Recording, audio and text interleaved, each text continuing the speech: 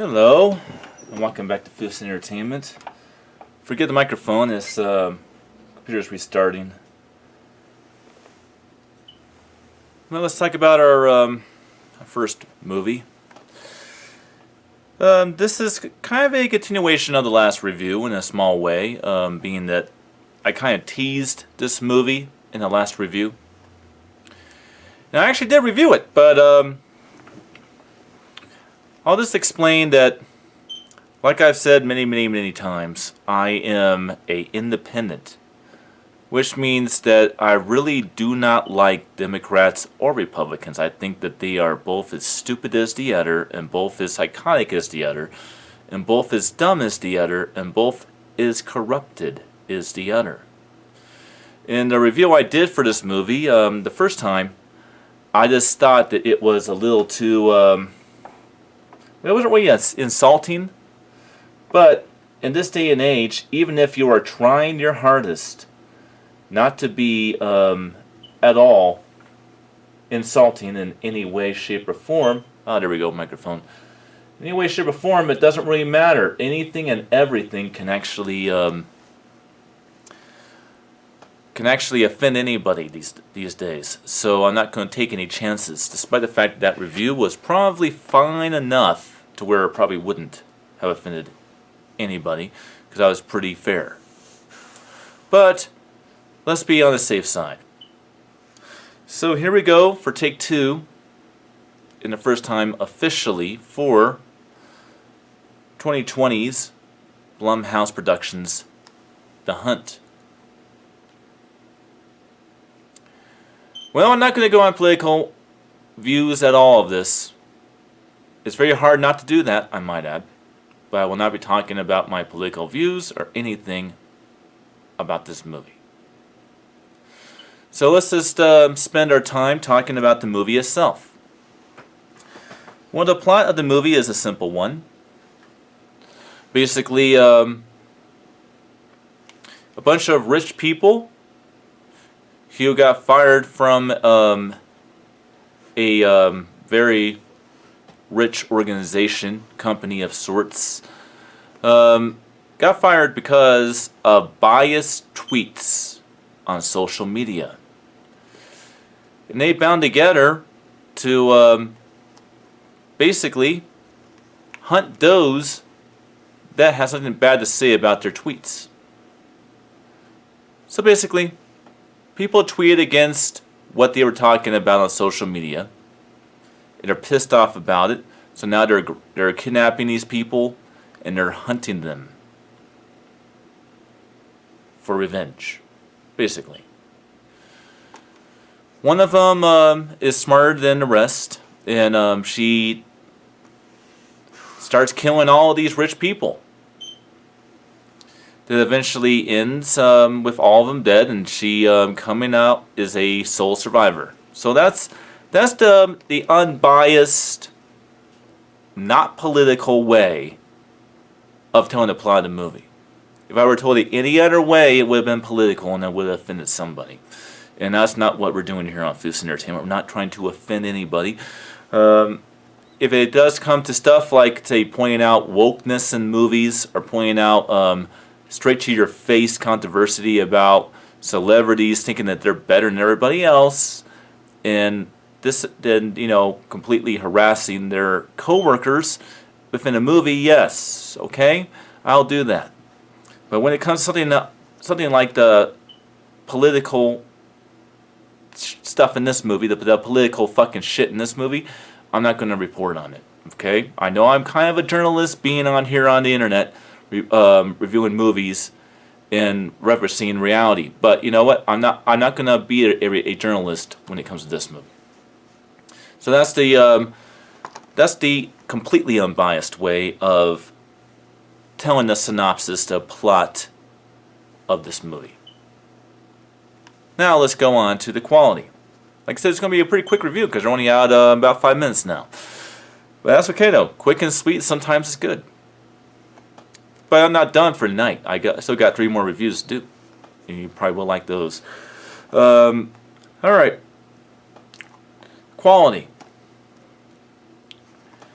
Well, first I do want to point out that this film was not in Dolby Vision or Dolby Atmos in theaters. It was actually in, believe it or not, this film does contain a 7.1 DTS HDMA audio presentation, but the movie was presented in regular 35mm film, 2.39.1, and it was in theaters presented. That was pretty much the last movie it was put in theaters alongside Bloodshot and The Invisible Man.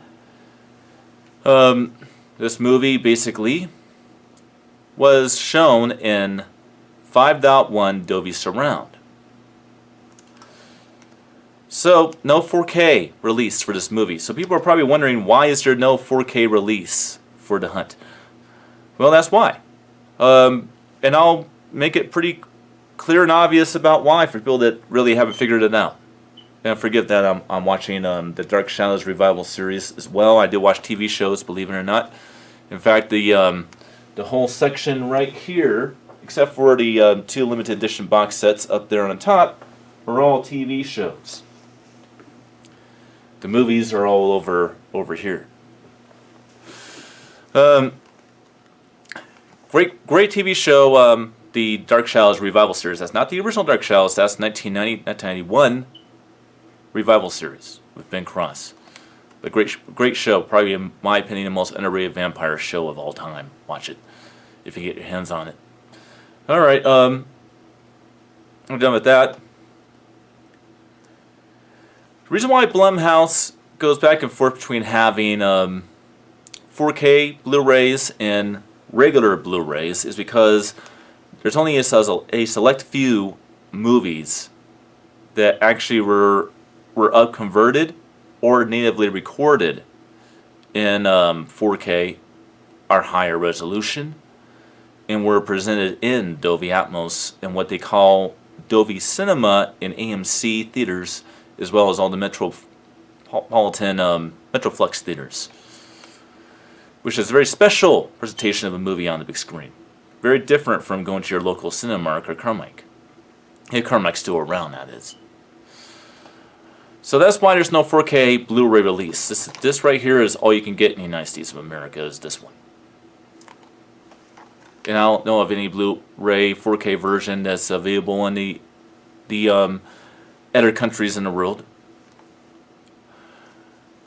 Something that I will point out very quickly, because I got plenty of time here. I got till 13 minutes, really. So, one thing that people that have 4K Blu-ray disc players like I do should know is that a 4K Blu-ray disc player is all region, which means you can buy Blu-rays from Germany, from Australia, from the UK, from Japan, anywhere, and it will play on your player. There is no region codes on 4K disc Blu-ray disc players. Alright, the video. Well, like I said, it was natively shot in 2K. It's a native 2K movie. The colors, I would say, are very warm colors. I guess what they were trying to go for with the movie was was more of a natural, realistic look, to where the film looks like suburbia or something along those lines. And so a very big film grain look to the movie, but it's not so much grain to where the film is not clear. It is very, very, very clear and digital looking. I mean, after all, it is a Universal movie. It's a Universal Studios film, so obviously it will have that very clean HD look to it. But it does have a lot of neutral and warm temperatures and not so many cools. But overall, pretty cool. Again, it's in 2.39.1, which is taken from a 2.35.1 theatrical presentation. But for home video, physical media, they kind of do make the letterbox bars a little bit bigger, so a little bit bigger instead of smaller, like it would be on a big screen. The DTS HD MA 7.1 presentation, 4 For a 7.1 presentation, it could have been a lot better. I mean, there's a lot of guns, bullets flying around and all that stuff in this movie, and I could not stop saying, you know, this movie should have a lot better sound. I mean, if all the stuff that's going on in this movie, you think there would be, you know, some use of overhead speakers, maybe some use of more of a front surround mix type of feel, because I'll not have back surrounds or mid-room surrounds on direct approach, because my system's limited to 5 speakers and sub. But when I have it set up, though, it does kind of give you that virtual element, as well as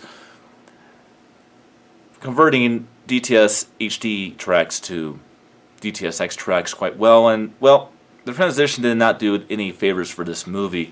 And that's usually not the case with a DTS HD MA track. They usually get converted to a DTS:X neutral 3-dimensional sound presentation quite well. That didn't really happen with this movie. This movie was very poor on sound. So I would say the video was pretty freaking good, but the sound could have been a hell of a lot fucking better. The sound was very, very disappointing.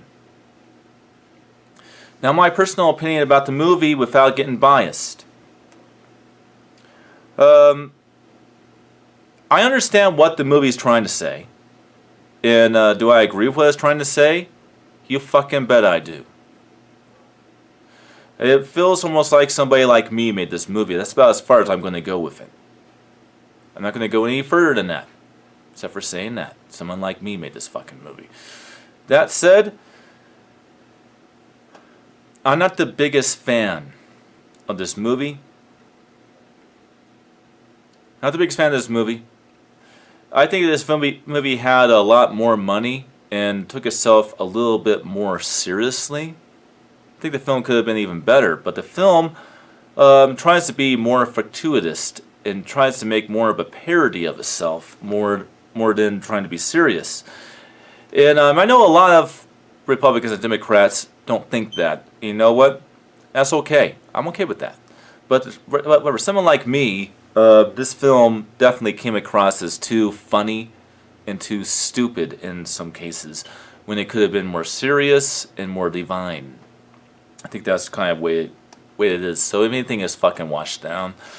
Yeah.